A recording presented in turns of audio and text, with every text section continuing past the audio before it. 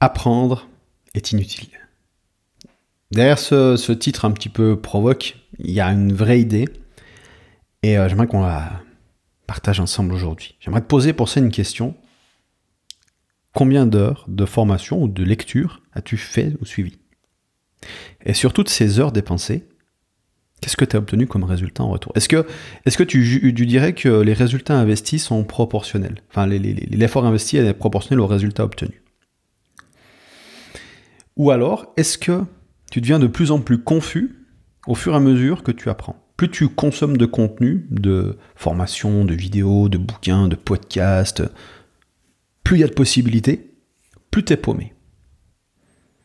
C'est vrai qu'on parle de ça, parce que je vois énormément de monde, et moi, je suis en rémission de ce problème, c'est qu'il y a beaucoup d'infos. Et on a notamment Derek Sivers, qui nous dit quelque chose de très intéressant. Il nous dit « Si plus d'informations étaient la réponse, nous serions tous des milliardaires avec des abdos parfaits. » L'information n'est pas la réponse. L'apprentissage n'est pas la réponse. Consommer de l'info n'est pas la réponse. Donc dans cette vidéo, je vais te donner mon système pour obtenir des résultats. Comment je transforme, parce que je consomme des choses, évidemment, je consomme notamment beaucoup de livres, mais comment je m'en sers concrètement pour transformer ça en résultats, que ce soit dans la santé, que ce soit dans les relations, que ce soit dans le business. Parce que c'est de ça qu'il s'agit, c'est trouver les quelques pépites et les exploiter pour provoquer un effet de levier sur toute ta vie. Parce qu'il suffit de comprendre une chose pour prendre une décision complètement différente qui va apporter un résultat dramatiquement opposé à la moyenne. C'est ce qu'on cherche. Donc, pour ça, il faut commencer par redéfinir l'apprentissage. On a Thomas Kempis qui nous dit « L'objet de l'éducation n'est pas la connaissance, c'est l'action. » Donc en clair, tu as appris quand tu as changé. Tu as appris quand tu as changé. Donc apprendre, c'est changer. Ça, c'est le truc sur lequel j'ai résisté pendant des années. Donc, si tu as lu 100 livres, tu n'as rien appris tant que tu n'as pas mis en pratique. Donc là, jusque-là, tu vas me dire, ok, c'est des idées que j'ai déjà entendues, reste avec moi, je vais te donner un système, je vais te montrer comment concrètement être plus efficace pour transformer ce que tu as déjà lu, ce que tu as déjà consommé, en résultat. D'accord? Donc, c'est une idée simple, c'est une idée basique. Le problème avec les idées simples, c'est qu'on les sous-estime ou que j'ai déjà entendu. Si je devais une vidéo sur la loi de Pareto, tu vas dire, c'est bon, je connais. Mais est-ce que tu l'as implémenté? Est-ce que tu l'as pratiqué? Est-ce que tu as obtenu des résultats de Pareto? Non. Donc, reste avec moi, tu vas voir, ça devient intéressant. Donc, l'autre question que je te pose, vu que c'est aussi assez évident, comment faire pour ne pas se noyer dans la quantité d'informations disponibles? Parce que, quel livre je vais lire? Quelle formation je vais suivre? Qu'est-ce que je mets en place? Tu vois, t'as un goulot, comme ça, c'est-à-dire qu'il y a la quantité d'infos dans le monde, il y a ce que tu peux consommer, d'accord? Il y a ce que tu peux, sur lequel tu peux réfléchir, d'accord? Après, c'est pas, il y a ce que tu peux créer, et puis il y a ce que tu peux implémenter. Et tu vois que c'est de moins en moins de choses, parce que implémenter, ça prend beaucoup plus de temps que de consommer, d'accord? Et tu peux d'ailleurs pas consommer autant que ça, en fait, c'est bien plus... le bucket de consommation, là, information, il est bien plus grand que ce que tu peux consommer. C'est genre... l'information à disposition, ça c'est ce qui se crée en une journée, et ça c'est ce que tu peux consommer en une vie, d'accord? Il est là le point. Donc, évidemment. Donc, on a une contrainte de temps, forcément, donc, qu'est-ce qui est important? C'est la priorisation. Prioriser. Qu'est-ce que je consomme? La première chose. Comment je définis ce que je consomme? Et bien évidemment, donc la première étape, c'est d'être au courant de tes objectifs. Rien de spécial ici, mais clairement, quels sont tes objectifs? Et quand on a des objectifs, on a des problèmes. Pas d'objectif, pas de problème. Donc tu as 0 objectif dans la vie, tu n'as pas de problème. Dès que tu as un problème, tu as un objectif. Dès que tu as un objectif, tu as un problème. C'est obligé. C'est deux choses qui vont ensemble. Rien que de vouloir rester en vie, c'est déjà un objectif. Donc, tu as un problème de trouver de quoi te nourrir, de quoi faire. Tu dois trouver un moyen de faire du sport, de trouver un moyen de dormir. Si ton objectif, c'est pas de rester en vie, à ce moment-là, tu n'as plus de problème. Et d'ailleurs, quand on n'a plus du tout de problème, on est mort. Mais Objectif, problème sont deux choses intrinsèquement liées. Donc, on définit l'objectif, on définit ensuite le problème, donc je dis mot pluriel, mais on en définit le plus important. Ça, c'est le truc le plus sous-estimé. Définir le problème, c'est pas chercher une solution. Définir le problème, c'est pas comprendre pourquoi j'ai ce problème. Définir ce problème, c'est définir le problème. C'est-à-dire que, par exemple, j'ai mal au cou, je suis fatigué, j'ai mal à la tête.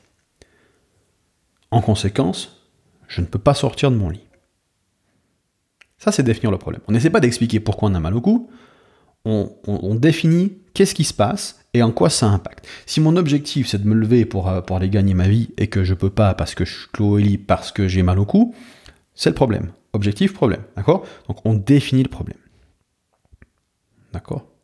Une fois qu'on a défini le problème, on veut poser un diagnostic. C'est-à-dire, si tu as mal au cou, mal à la tête, bon, le truc, tu peux te dire, ok, c'est pas grand-chose, mais si tu es cloué au lit, tu dis, ok, je suis probablement malade, qu'est-ce que j'ai? Je sais pas, donc qu'est-ce qu'on fait?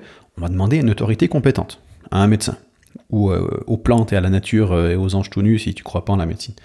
Donc on va rechercher une information pour diagnostiquer.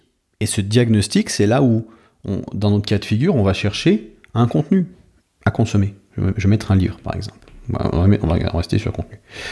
D'accord? Contenu. Donc le contenu, lui, il est défini en fonction du problème. Donc si déjà tu n'es pas au clair sur tes objectifs, tu n'es pas au clair sur tes problèmes, comment tu veux sélectionner un livre pertinent? Comment tu veux prioriser la bonne lecture? Ça, c'est des trucs très bêtes, c'est des trucs évidents. Je connais pas 1% des gens qui le font. Il suffit pas de savoir qu'il faut le faire, d'accord? Tu prends un problème, tu prends 10-15 minutes pour clarifier ton problème. D'ailleurs, c'est le plus dur, des fois ça peut prendre 2 semaines. Suivant quel problème c'est, d'accord? Quel est le problème? C'est quoi le problème concrètement? Déjà, tu n'es pas au clair là-dessus, et c'est le cas de peu de monde, donc c'est quoi le problème? D'accord? Ensuite, c'est quoi la cause du problème? Donc là, on va consommer, on va aller chercher des réponses chez des gens qui ont déjà eu ce problème, donc il faut déjà savoir quel problème on cherche, et ensuite, comment le résoudre? Donc on va chercher des réponses chez des gens qui les ont, donc ça peut être contenu, ça peut aussi être discuter avec quelqu'un, encore une fois, mais là, on est sur de la consommation, donc je t'explique ça. Pour trouver le bon contenu, moi j'ai 2 outils. J'ai le réseau de recommandation des experts. C'est-à-dire que tu as un livre, tu as un contenu qui a été écrit par un expert qui recommande le bouquin d'un autre expert, et cet autre expert-là lui-même, donc il a écrit d'autres bouquins et il recommande aussi d'autres bouquins. Et donc quand tu suis ce réseau de recommandation, tu vas naturellement te diriger vers des ouvrages qualitatifs. Parce qu'un expert, il a les modèles mentaux pour comprendre qu'est-ce que c'est qu'un ouvrage de qualité. Je veux dire, si tu n'as aucune idée en marketing, tu vas forcément choisir un bouquin marketing qui est juste un best-seller, qui est attirant, catchy, mais qui a en rien ce dont tu as besoin. C'est juste du divertissement. Alors qu'un expert, lui, saura dire non, consomme pas ça, ça vaut rien. Regarde ce livre-là. Il sera moins accessible, il sera moins facile à digérer, mais te garantis qu'il sera beaucoup plus pertinent pour résoudre ton problème. Un deuxième outil qui est très récent, on en parle beaucoup en ce moment, c'est l'intelligence artificielle. Demande-lui, liste 10 livres qui ont plus de 10 ans et qui sont recommandés par les experts au sujet du problème nanana que tu viens de définir. Et l'IA, alors, elle va pas toujours être très pertinente, mais elle va te lister des livres. D'accord? Et c'est important de passer le critère plus de 10 ans, ça permet de filtrer. Ça permet de filtrer les meilleurs livres, d'accord? Et puis recommandés par les experts. Ça permet d'éviter de tomber juste sur du best-seller. Parce que le best-seller, quand c'est populaire, c'est tout sauf un signal. Tu pourrais même marquer non populaire, par exemple. Mais bon, en général, le plus 10 ans, plus les experts, déjà, ça fait bien le boulot. Parce qu'il y a des livres populaires qui sont très bien, comme Influence et Manipulation, de Robert Cialdini. C'est un expert, c'est un bouquin qui est très populaire, mais qui a une vraie valeur. Donc, voilà, expert, plus 10 ans, et ça va te lister le truc, et après, tu peux même lui demander de lui faire un résumé, les étapes, machin, je vais pas trop rentrer en détail, j'aurai l'occasion de te reparler de ça, ça marche pas toujours, mais ça marche assez bien. Point numéro 4, qui va de pair avec le numéro 3, si tu as besoin d'une information, donc c'est un problème, ou si tu veux apprendre quelque chose qui est court terme, plutôt basé sur des tactiques. Par exemple, si ton problème c'est apprendre à faire de la publicité sur Facebook, On est plus dans la tactique, on va pas lire un livre sur la publicité, on va plutôt chercher une formation. Donc tout ce qui est court terme, donc savoir périssable, on va plutôt aller vers de la vidéo plutôt qu'autre chose. Et si c'est long terme, donc on est plus sur du principe de fond, sur du questionnement, à ce moment-là, on va vers des livres. Donc c'est pour ça que si on cherche un bouquin, on veut qu'il ait plus de 10 ans. Parce que s'il a plus de 10 ans et qu'il se vend toujours, il y a beaucoup de chances que dans 10 ans, les informations ont déjà fait leur preuve. Les informations qui sont dans ce livre, elles ont prouvé être résistantes au temps. Donc c'est pas juste un effet de mode. C'est vraiment des idées. Si tu lis un bouquin qui a 2000 ans, il est rempli d'idées transformatrices. Parce que si 2000 ans après, il est toujours valable, c'est que les idées, elles sont solides. D'accord ? La plupart des livres passent pas les 2-3 ans. Déjà même pas l'année. Donc plus 10 ans. Par contre, si c'est de la tactique, à ce moment-là, on veut la nouveauté, on veut les dernières infos. Moi, je conseille vraiment quand même de consommer 80% de principe et 20% de tactique. Le plus souvent, c'est l'inverse. Les gens cherchent que de la tactique et forcément, tout ce qu'ils ont appris aura changé dans les années à venir. Donc, principe 80%, c'est plus penser big picture. Tu vois, je veux dire, la plupart des gens, beaucoup de monde, en tout cas je l'observe sur le web, ils vont chercher la tactique. Ils vont aller, tu vois, regarde, imagine un arbre avec donc tu as quelques principes de fond, ensuite on descend des niveaux, tu vois, puis plus on descend de niveau, plus il y a de micro-trucs, voilà, machin, micro-tactiques, des trucs, voilà, pour... voilà. Donc là, ici, on a peut-être un levier x100 à ce niveau-là, puis là, on a un levier x1,0001. Pourtant, les gens sont absorbés là-dessus, qui apportent seulement 0, d'accord. Alors que ce qui t'intéresse, c'est les quelques décisions de base qui vont faire x100 tes résultats. D'accord. Seulement, ça, c'est des idées du style régularité. Ok, donc c'est un principe. Régularité. J'ai parlé dans une autre vidéo de prééminence. D'accord. Ici, on aura template short, par exemple, ou Reels, d'accord. On aura, je sais pas, configurer MailChimp ou WordPress. D'accord, ce genre de truc. Oui, mais on en a quand même besoin. Si tu bloques sur ton site web, enfin, c'est pas le problème. Je veux dire, il faut d'abord commencer par créer de la valeur, tu vois. Donc, voilà. C'est-à-dire que, honnêtement, toi là, moi je crée cette vidéo, j'ai aucun template. J'ai juste réfléchi rapidement à ce que je voulais te partager. D'ailleurs, la vignette, elle est toute pourrie. C'est pas, faut que j'optimise ça, mais c'est pas mon absolue priorité. Mon absolue priorité, c'est d'apporter de la valeur et de le faire avec régularité, par exemple. Parce que je sais que c'est ça qui a un gros impact. Et que je sais que ça, moi, ça me casse les couilles. Que ça, ce genre de truc, là, c'est de la basse valeur. Et là, toutes ces tactiques, moi, ça m'ennuie par définition. Tu vois, moi, j'aime bien être à très haut niveau. Et donc, c'est plus intéressant d'équilibrer les grands principes parce que souvent c'est ça, c'est que, j'essaie de faire un petit peu de propre avec ça, c'est que la plupart des gens, enfin je dis la plupart des gens, je m'inclus là-dedans, parce qu'on est tous comme ça à un niveau ou à un autre, je ne prends personne de haut, mais c'est un truc que j'ai moi-même vécu, c'est que ils vont être par exemple au taquet, donc là ils seront vraiment très renseignés là-dessus. Donc, je vais faire ça en vert comme ça, en bleu-vert, tac, et par contre il n'y a rien là-dessus, d'accord ? Et donc, ils sont là, ils ont 0 résultat. Et donc, qu'est-ce qu'ils font? Ils creusent encore plus ici. Ils vont chercher des trucs des tactiques encore plus complexes. Alors qu'ils ont des principes de base dans d'autres secteurs, d'autres domaines. Ça peut être simplement, t'as pas d'énergie. T'as une tolérance à la douleur qui est extrêmement faible. Du coup, t'as pas de volonté. Donc, qu'est-ce que tu fais? Ou t'as peur, par exemple. Tu manques de courage. Et donc, qu'est-ce que tu fais à la place? Tu consommes. C'est un mécanisme de défense pour éviter de passer à l'action. Alors qu'il y a d'autres domaines plus simples, des idées plus simples à corriger. Et donc, déjà, rien que de faire les 10 cas par mois, c'est pas une question de tactique. D'accord? C'est une question d'avoir un équilibre sur les principes qui font déjà x100. Ici, d'accord? Et après, tu peux commencer à creuser sur chaque élément. Mais voilà, souvent, c'est-à-dire si tu n'as pas les 10 cas par mois, c'est que sur des bases, tu n'es pas au clair. C'est comme en sport. Je veux dire, si tu as zéro résultat, c'est pas parce que ta routine de fitness, t'es pas incliné à 3 degrés, enfin, tu as 3 degrés d'erreur d'inclinaison à la bench press, et donc du coup, non.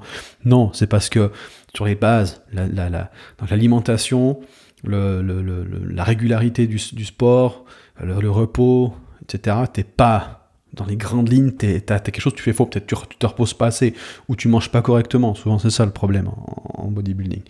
C'est pas une question de micro-inclinaison et d'avoir le truc. Il y a plein de stratégies, il y a plein d'entraînements pour te muscler qui sont très intéressants. Mais avant d'optimiser ça, avant de chercher à prendre des protéines ou les bons compléments alimentaires, les basiques, enfin, je veux dire, à s'alimenter en quantité suffisante et avec les bons macronutriments, faire du sport et aller à l'échec assez suffisamment, et ensuite on peut commencer à creuser sur les détails et micro-optimiser. D'accord, c'est un truc, c'est évident, mais pourtant il y a toujours un domaine à un niveau plus élevé dont on n'a pas conscience.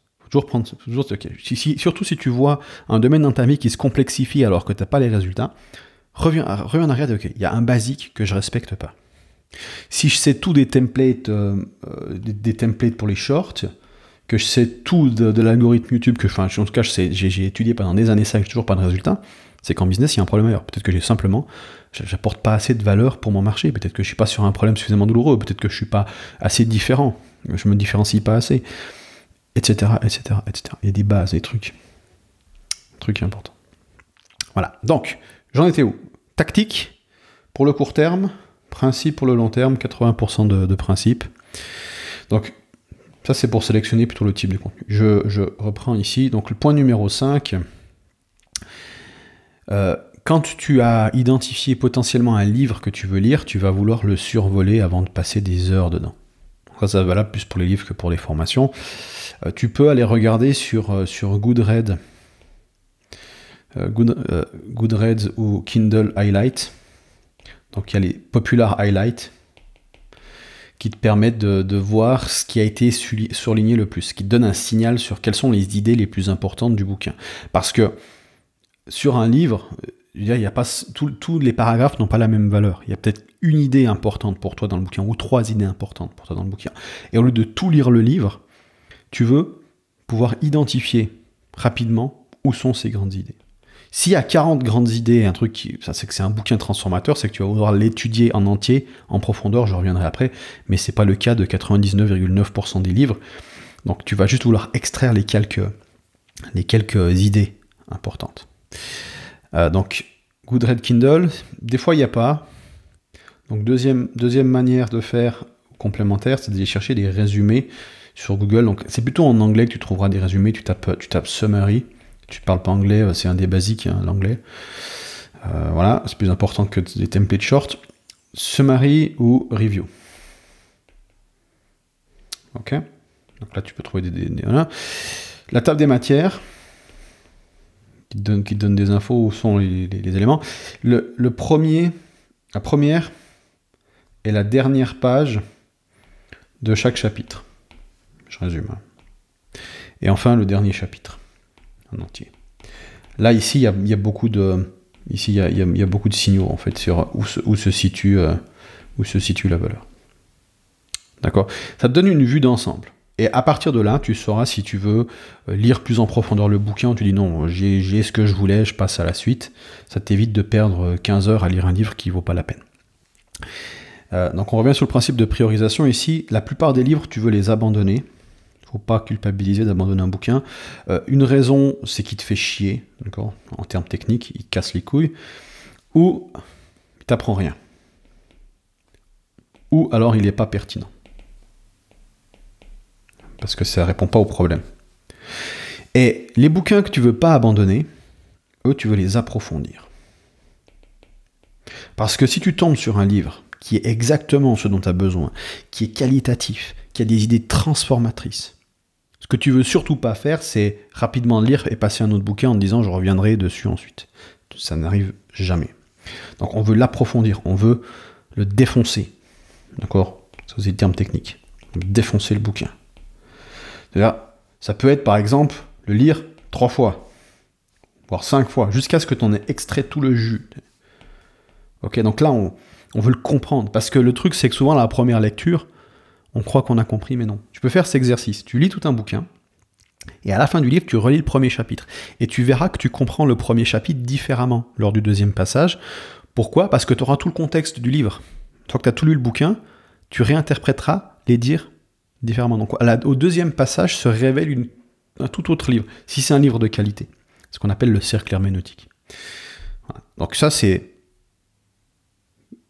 le truc que très peu de monde vont faire. Je veux dire, parce que des temps, on relire le même bouquin, on a l'impression que ça ne nous fait pas avancer, on l'a déjà lu, il n'y a plus de surprise. Enfin, après, la question qu'il faut te poser, c'est est-ce que tu fais ça pour te divertir, ou est-ce que tu fais ça pour obtenir des résultats ? Les deux sont valables. La question, c'est qu'est-ce que toi tu veux ?